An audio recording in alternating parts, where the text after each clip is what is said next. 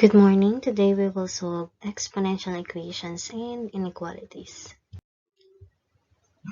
Let's have first exponential equation. So sa pagsasolve ng exponential equation, meron tayong one-to-one property which states that in f of x is equal to b raised to x, if x sub 1 is not equal to x sub 2, then b raised to x sub 1 is not equal to b raised to x sub 2. Conversely, if b raised to x sub 1 is equals to b raised to x sub 2, then x sub 1 is equal to x sub 2.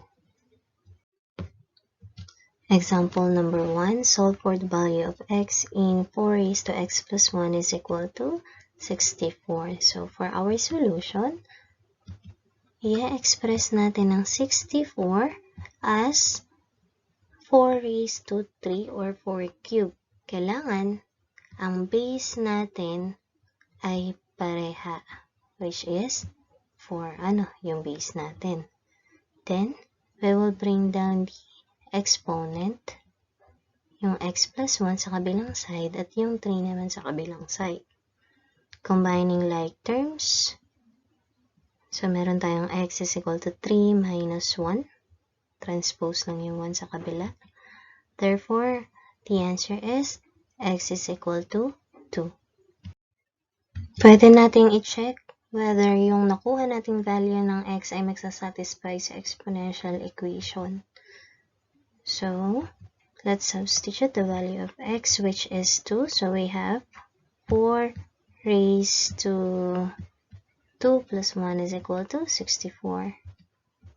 Simplify lang natin yung exponent. We have 4 raised to 3 is equal to 64 and 4 raised to 3 is equal to 64. Therefore, tama yung nakuha nating value ng x at pag-satisfy siya sa exponential equation.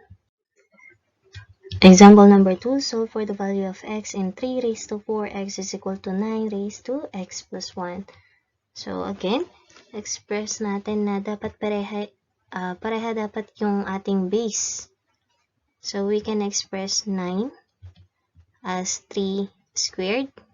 Then since parehas na sila ng base, we can bring down the exponents.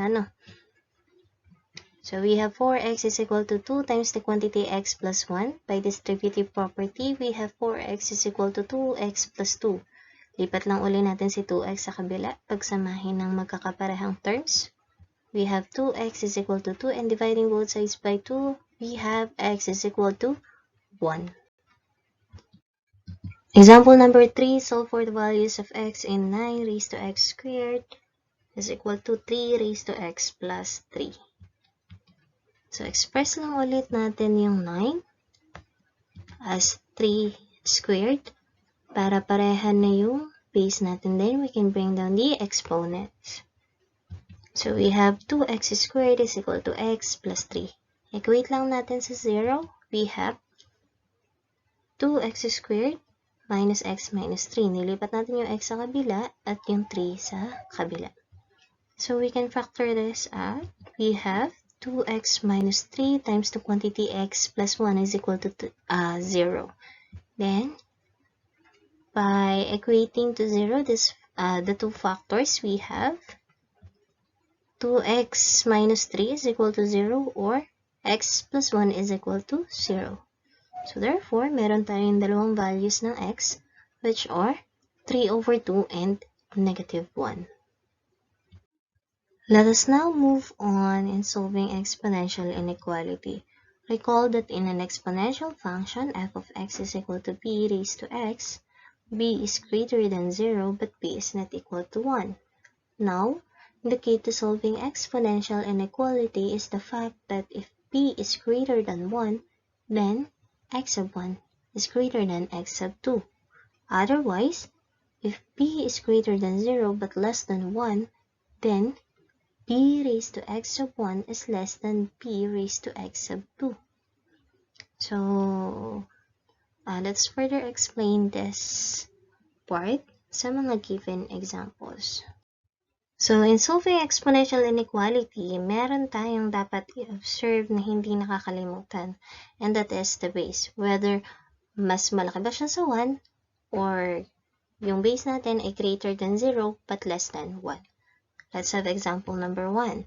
Solve for the values of x and 5 raised to x is greater than 125 raised to x plus 8. For our solution, pagparehaan muna natin yung base so we can express 125 as 5 cubed.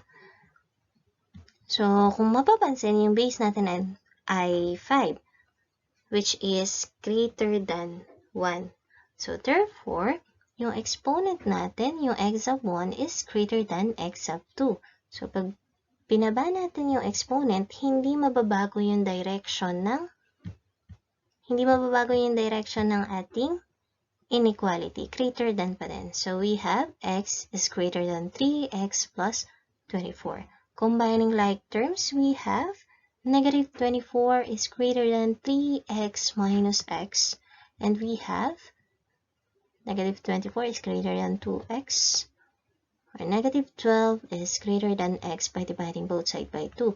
Therefore, ang value ng x natin ay x is less than negative 12 or quantity negative infinity comma negative 12. So example number 2, solve for the values of x in quantity 1 over 10 raised to x plus 5 is greater than or equal to quantity 1 over 100 raised to 3x.